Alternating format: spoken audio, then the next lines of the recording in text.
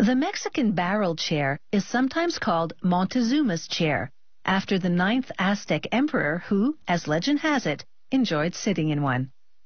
After the Spanish conquest of the Aztec Empire, these chairs were deemed seats of honor for visiting VIPs. Now considered more rustic than regal, anyone can sit in a chair like Montezuma's. There are various versions produced in Mexico today, many handcrafted using techniques that date back centuries. With a sharp curved blade, the craftsman first splits a chunk of Mexican rosewood into long, narrow pieces. He cuts 36 splints for the chair's distinctive lattice work. He pares down the ends of each splint, and he carves a round head onto each end. These heads will stop the rope from sliding off as he ties the splints together. He pulls the bark away from a much longer piece of wood and then trims it to slimmer dimensions.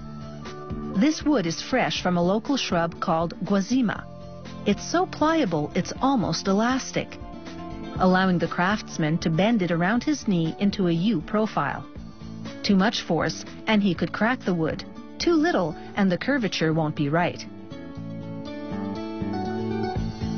A thick nail used on railway tracks is now used as a hammer as he nails a linear piece of wood to a curved one, completing this chair base.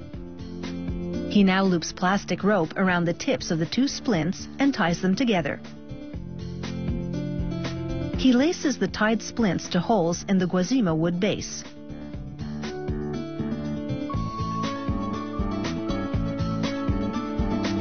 He angles the top end of the splints diagonally and ties them together to create the chair's trademark lattice.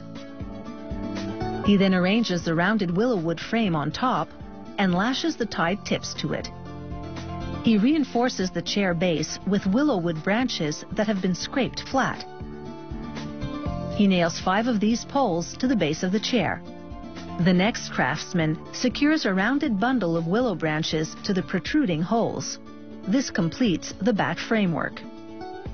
Another worker now strings rope made of agave plant fiber across the seat framework and ties it to it. He creates a strong yet flexible webbing to support the seat.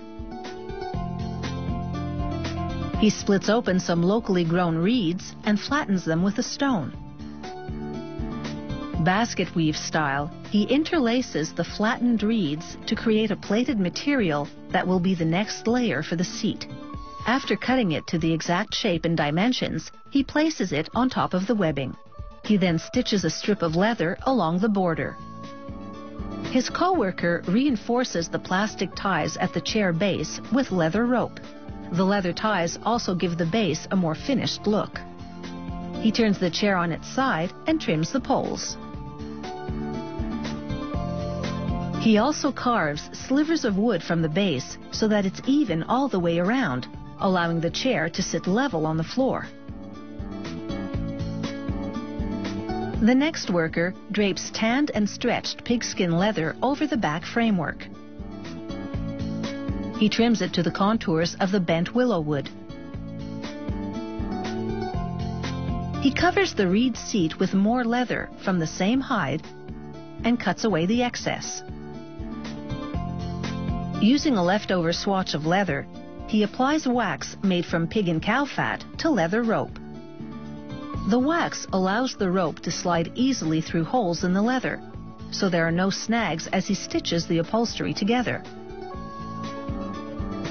The leather upholstery is now tight and tailored. The next worker sprays mineral dye onto the leather. It's honey-colored for a warmer look, and it also hides any minor flaws.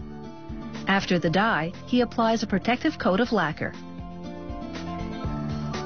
They heat an iron stamp and apply it to the lattice base to brand the wood with the company name.